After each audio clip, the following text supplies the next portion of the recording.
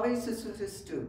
Нині відзначаємо 100 років від закриття останнього трудового табору в Канаді під час Першої світової війни.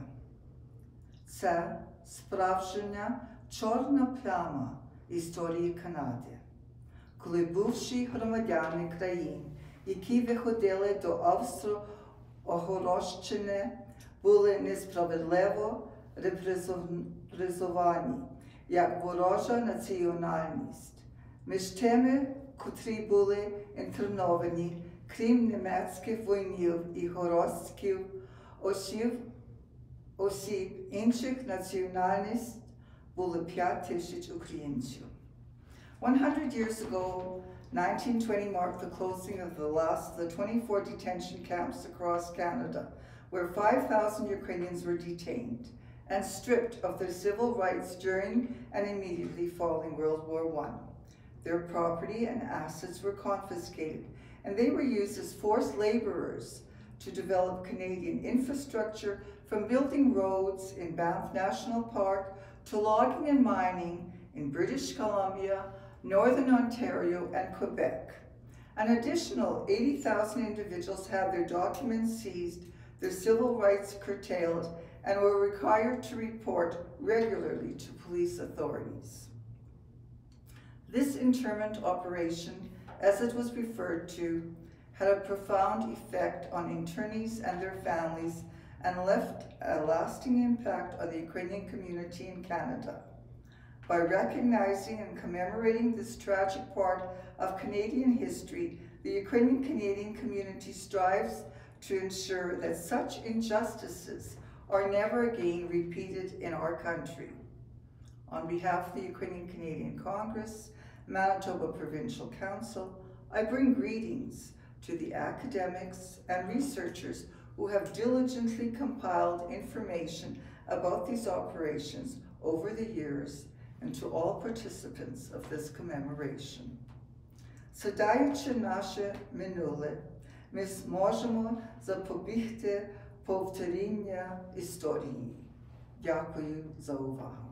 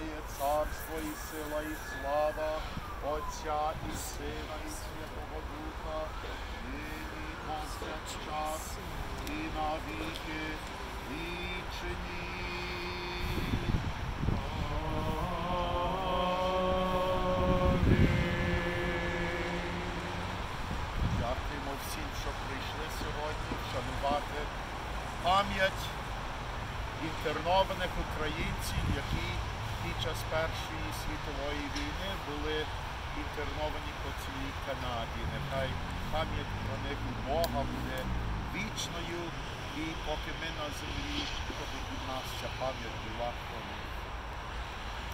Thank you to everyone who's taken part and joined in this prayer service when we commemorate all those who suffered and died during that terrible period of internment during the First World War. May their memories be eternal. Вічна їм пам'ять. Господи, у ці дні, коли вшановуємо пам'ять людей українського та східноєвропейського походження, які були інтерновані в концтаборах по всій Канаді у 1914 та 1920 роках, дякуємо Тобі за те, що наше покоління може втішатися свободою і справедливістю. Дякуємо Тобі, Боже, за можливість знати правдиву історію та вшановувати пам'ять цих сумних подій, бо правда і пам'ять зцілюють. Пом'яни, Господи, душі тих, що загинули внаслідок цих трагічних подій. Просимо Тебе силою Святого Духа. Зціли усі рани минулого української громади в Канаді. Благослови, Боже, наше майбутнє, щоби у жодній країні світу більше ніколи невинно не страждали люди з огляду на їх походження чи національну приналежність. Цією молитвою обіймаємо усіх тих, хто сьогодні несправедливо страждає у країнах, де ще є політична і соціальна несправедливість. Допоможи, Господи, особливо нашим братам і сестрам на сході України, молитвами Богородиці і всіх святих. Амінь.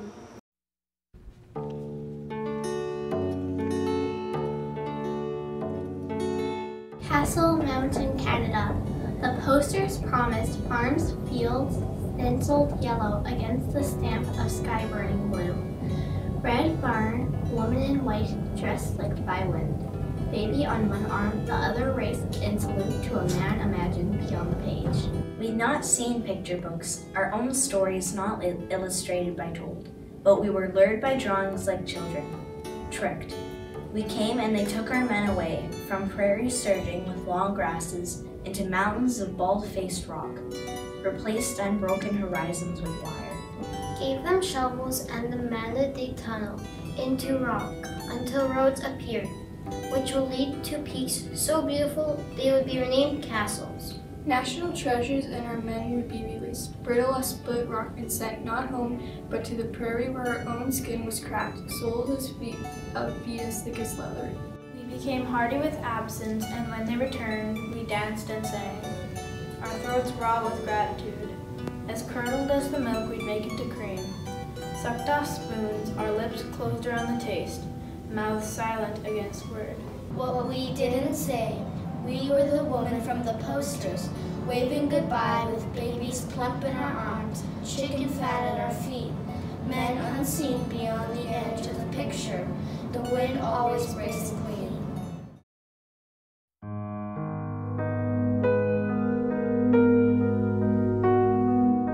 An Internment poem by Carrie Moore. With this commemorative plague, we confer you the honor of paying the ultimate price. The price of losing your freedom in a country that invited you and promised you work and freedom. You labored with the pickaxe and the shovel in the neighboring mines of the forest, line the roads of the transport of your days, work to help the economy. History changed your world, or not to become an enemy alien, to be feared and unjustly interned. If history could repeat itself, you could tell us your shame and your unimagined confusion. You still work with axe and shovel, but from behind a barbed wire fence, and for years you carry the stigma of becoming an unwanted citizen. This plaque shall stand in your memory and serve as an educational tool to remember this part of our dark history and assure us that future Canadian governments with the stroke of a pen shall not again put any citizens behind a barbed wire fence. Hi, I'm Sandra Semchuk, and I'm an artist and a photographer. And I recently authored a book of photographs and stories from internees and descendants, and my own writing, on the internment camps in World War I in Canada. It was called The Stories Were Not Told. What I wanted to talk to you about today was that moment when someone that you may care about, or it may even be a stranger, really sees you and recognizes something in you. And those are kind of crucial moments. They're kind of like a spark of life comes into you. And I call them moments of recognition. And it's those moments of recognition, when strung together and always being in flux because of our complexities as human beings, that go to make up what we call identity. So one of the reasons why I went to each of the sites where the internment camps were was to have the honor and the privilege of standing where internees stood, to be able to glimpse, it's sometimes fragments of the past in the present, like barbed wire wrapped around a tree, but more than anything to have a sense of a presence, to be quiet enough within myself to have some sense of the presence of the internees there. Often there was none, but when there was, I felt a kind of opportunity for me to acknowledge the internees in that place and to recognize the suffering, to recognize their fear, to recognize their humiliation and their shame, to recognize how some of them put their lives in danger to try to escape because the conditions were bad in the camp. So doing the book for me was a way to acknowledge these suppressed stories, because it's in our stories that we tell each other who we are. So stories are kind of crucial to the formation of identity. And when stories are suppressed by the nation, as in this case by Canada, or by the individual internees, because they may have been afraid to tell the stories, or because no one wanted to listen to the stories. When the stories are suppressed, there's something of identity that is also being suppressed. And with that comes a suppression of self-esteem. Self-esteem, we now know, is the basis for democracy, because at base of democracy is the notion of equality. So the free exchange of stories is kind of crucial within a democracy. So one of the things I'd like to do today is to tell you one of the stories from the book that I wrote, The Stories Were Not Told. Let me read you a story from the book that was told by Anne Sadalan about her dad. Her dad's name was Vastil Doskotch, William or Bill. My dad, he had an experience in Kapuskasing that he talked about. It was one morning in the early spring when he was going to work in a group. My father was the last in the group. They were followed always by their soldier guard with his rifle and his bayonet, and they came to a creek, a rather deep creek. There was no bridge, but there was a plank across the creek to get across. The guard was an elderly man, you know. Many of the guards were elderly. They had been soldiers in the Boer War, and this guard, he wasn't very stable, and he was kind of afraid of the plank. When the plank moved as he was crossing, he fell into the water. My father was across already, but he immediately went back and pulled the guard out of the water with his bayonet and his gun. He stood the guard up on the land, and the guard was very, very grateful. The next day he brought my father a bag full of oranges, something my father hadn't seen in a very, very long time. And the two men began to talk. They began to see one another. The man became a friend. One day, my father worked up the courage to ask this soldier to send a letter for him. It was a letter my father had written to the authorities in Ottawa, explaining the terrible conditions, especially the food. My father, of course, couldn't send this through the camp because everything they wrote was censored. The soldier guard agreed to do this, and soon after that, there was a commission that came out. There were also some improvements in the camp thereafter.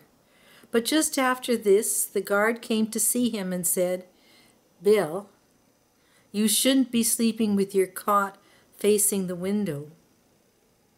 He didn't tell him why. But the man my father had saved had heard things amongst the guards, and so Bill did what his friend said.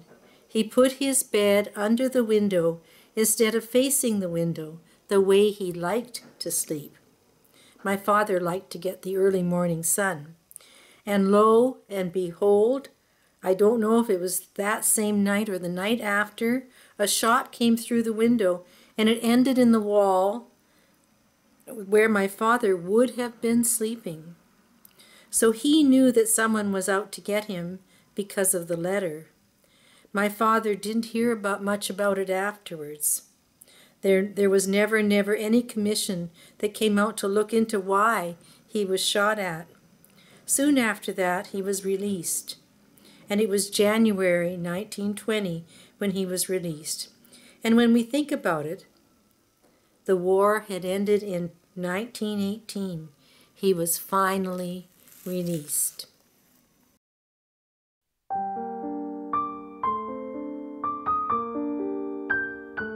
Our national parks. Bubba laughed when he suggested camping. The Rockies peaked with our hopes of clear minds and sculpted thighs. Our high round behinds as smooth as stone under glacier water. Why you fools want to do that? You're Guido. He knew the mountains. He not want you to go to the mountains alone. You're Guido. He not want you girls to climb those mountains. And we laughed in return. We knew our grandfather had never been camping, had never left the farm. What could he know about national parks? Later, his name on the registry, Banff Castle Mountain. He knew the mountains, his hands blistered with them, the frost slicing off a finger. He knew how he and the other prisoners lay on ground near hot springs, but never felt the heat, waking stiff and tense, iced by steam. When it warmed and his bones jutted against his thick skin, he knew what it meant to be on his knees, laying perfect sod over tennis courts, nestled in the crotch of mountains, the ease the greens would speak. How people would come from all around the world, majesty ringing their vision as they lobed their balls over nets or spectated, parasols shielding their eyes. Кілька моїх слів. Йосиф Ясенчук. Інтернований в Канаді. Любов братерська – це рай і небо, а край мій рідний, мов ворожий цвіт. Мамина мова – ангельська пісня, чого б не віддав би за весь цей світ. Не був я вчений у письмі, зате думав науку ширити устами, хоч не зовсім свою, але не чужу, а наших славних братів, котрих ціле життя пішло за нами. Та годі мені, бо тепер я в тюрмі. Треба, але не знаю, як писати, а що жити недовго мені, то працю хотів би докінчати. Я бачив раз хоч маківки, що зрання світом був зацвів, але ж до полудня були квітки, а пополудні цілком уже зів'яв. От так мій день за днями, немов вода в ріці пливе, і молодість моя за ними ніколи більше не верне. Добрий день. Hello. My name is Lubomir Lachuk. I'm a professor in the Department of Political Science and Economics at the Royal Military College of Canada here in Kingston. I'd like to tell you about how I came to know about Canada's first national internment operations of 1914 to 1920. This goes back to 1978 when I was doing an MA thesis in historical geography under Professor Peter Goheen at Queen's University. I went around Kingston interviewing Ukrainians who lived here and asking them about their immigration experiences, where they worked, about the community, and how it evolved. One of those people was Maria Khartanyuk. She was an interwar immigrant. And I asked her whether there'd been any Ukrainians in Kingston when her husband and her arrived. And she said, well, yes, there were some, and I remember one name. And I said, well, who was that? And she said, Nick or Mykola Sakalyuk. I'd never heard of him. But I found him. I remember it was the 14th of February, 1978. I went to Toronto and interviewed Mykola or Mick Sakalyuk. And I asked him when he came to Kingston and what he was doing here. And that's when I first learned that thousands of Ukrainians across country and other Europeans were rounded up as enemy aliens, forced to register with the authorities, some 80,000 of them. Select number were moved into Canadian internment camps. There are 24 of those right across the country, including Fort Henry, which is the first permanent internment camp. They were forced to do heavy labor for the profit of their jailers. What little wealth they had was confiscated, and not all of it was returned. This was all legitimately done, if you want to put it that way, under the terms of the War Measures Act, the same act that would be used in the Second World War against our fellow Japanese Canadians and some German and Italian Canadians, and again in 1970 against some of our Quebecois. I was completely shocked.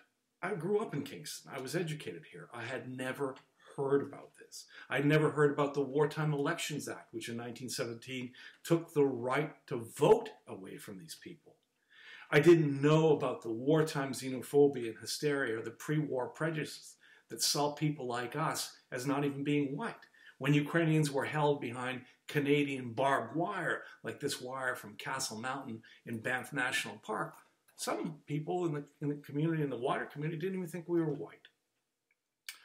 Ukrainians and other Europeans were interned and subjected to all sorts of other state-sanctioned indignities, not because of anything they'd done wrong, but only because of who they were, where they came from. It was a crippling legacy. It persists to this day. In 1988, I met another survivor, Mary Manko Haskett. She had been born in the Montreal area, and her entire family was arrested and transported north into the boreal forest of the Great Canadian Shield to a place then called Spirit Lake. And that's where she watched her sister Nellie die.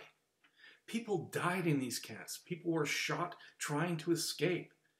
People after the war were deported back to Europe. People were subjected to all sorts of racist prejudice. There was no justification for any of it. Yet when I talked to Mary and I said, Mary, I know there's all sorts of talk about public apologies and redress and so on. What would you like if the Ukrainian community were to raise this issue? Is there something you see as being sufficient? She said, Lubomir, please, if you're going to have a campaign, if you and your friends in the Ukrainian Canadian Civil Liberties Association are going to act on this, the campaign should be about memory, not money. Wow. And that's exactly what we did. We organized a campaign that came up against all sorts of obstacles. There were the people, senior levels of government, that said it never happened, the deniers. And then when they were forced to admit that it had happened, they said, well, why don't you just forget about it? Now, you notice, I've never heard the government of Canada, any official from any party, ever say to any other community, why don't you just forget about it? But to us, they tried that. So we persisted. Now, there were even some people in our own community who said, Shotorobich, who gave you permission to do this? You shouldn't raise this. It's embarrassing. We don't want people to think badly about us and so on. But we persisted. So under the direction of John Gregorovich, himself a lawyer, the son, the descendant of one of the founders of the Ukrainian National Federation, so a pioneer settler's descendant, and working with people like me, the son of Ukrainian political refugees who came here after the Second World War. We spearheaded the campaign through UCLA and our supporters, which resulted in 2008 in the government of Canada in the person of Jason Kenney then the Minister of Multiculturalism federally, and now the Premier of Alberta, which resulted in the establishment of the Canadian First World War Internment Recognition Fund, a fund that has supported various commemorative and educational projects right across Canada, including this one today. Now, people ask me, why would you do this? You know, your parents weren't interned, it's not part of your family history, why would you move forward with this? And I have to again tell you about another person I met back then. Mrs. Kharatnyuk told me about two people. One of the other ones was a man called Gordon Richard Bohdan Panchuk. Bohdan Panchuk was born in Peterson, Saskatchewan, and during the Second World War volunteered to serve with the Royal Canadian Air Force overseas. He was one of thousands of Ukrainians who volunteered to serve in the Army, the Navy, the Air Force, the Merchant Marine, the men and women he would eventually call the heroes of their day, who not only served and sacrificed themselves for this country and Great Britain, but during and after the war remained in Europe to help save their brothers and sisters, the Ukrainian displaced persons who found themselves as refugees throughout Western Europe at war's end. Thousands of Ukrainians were saved and allowed to resettle throughout the free world, including people like my parents. And that was thanks to the Ukrainian Canadians, the sons and daughters and grandsons and granddaughters of the enemy aliens who saved the DPs. And now we've recognized the heroes of their day, and we've also recalled the memory of Canada's first national internment operations. When people ask me, well, why would I do this? I say to them, look, years ago I read in Bohdan Panchuk's diary an entry. He was asked exactly the same question, why do you do what you do? And he said, or he wrote, I should say, he wrote, my simple gospel, do something. Robe shosh. And that's what I'm going to ask you to do. Pass that torch. I'm passing the torch. You're the next generation. Robit shosh. Do something. If you do, you will win. Thank you.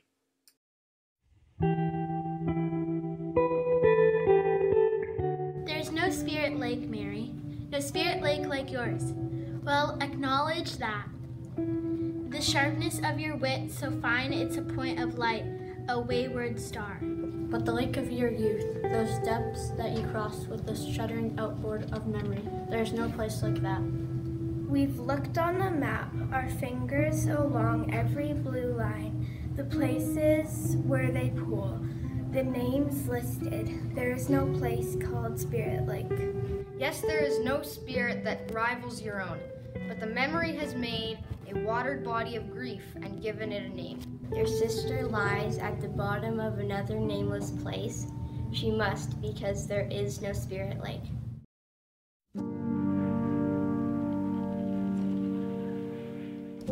Reduced to exhaustion and anxiety so distilled, it's like a drug, though this is the opposite of an elixir. No tonic. If they steep their children in this mixture or place it under their tongues, it will not inoculate them. Against fear, but placate them with a tincture of false courage, the brew both placebo and poison at once, but no cure. They test their bones against the strength of old visions, wake of rows of rough benches, the tables empty of food. To their wives taken from their sleep-warmed sides by the smooth hands of officials, the smell of tobacco staining their skin. When they return, they wake to their children, cutting their teeth on the ragged edges of rations, playing with empty tines. They test the bones cage around their hearts. They test the bone helmets around their minds. They test themselves and find everything wanting. Others might be undone by the work, frozen hulks and lumber peeled by hand, dulled stitching each finger, foot, and limb first. With pain then tied off in knots of unfeeling, until there is nothing but bad weather and more wood, more work. Others might be undone, but they are not. Shrouded in thin air, thick-skinned, they hold tight the ability to forget. Over and over, each morning, each night, another chance to plumb water or sky, nothing to break their fall. The last thing they recall before waking is the taste of their wives' blood in their mouths. How the women bit their own lips to keep quiet. During childbirth, how they bent to lick their faces as though they were animals birthing their common litters. The Ukrainian Canadian Congress, Manitoba Provincial Council, was most pleased to present to you this virtual program on the occasion of the 100th anniversary of the closing of the Ukrainian Internment in 1920, and the occasion of today's annual designated Canadian Internment Day, October 28th. We especially want to thank, pass on a podяка, to our important guest speakers, Sandra Semchuk, author of a new book on the internment, and historian Dr. Lyubomir Luchuk from Kingston, Ontario. Each of you have provided the essential historical background, research, and data to the internment, for which we thank you very, very much. Likewise, a special gratitude is extended to the students from the English-Ukrainian bilingual school program in Manitoba and the Saturday Ukrainian language schools in Manitoba, who read poems on the theme of the internment. UCC-MPC wishes likewise to acknowledge that this virtual project was made possible due to a grant from the Endowment Council of the Canadian First World War Internment Recognition Fund. Again, thank you to one and all. Висловлюємо щиру подяку усім учасникам.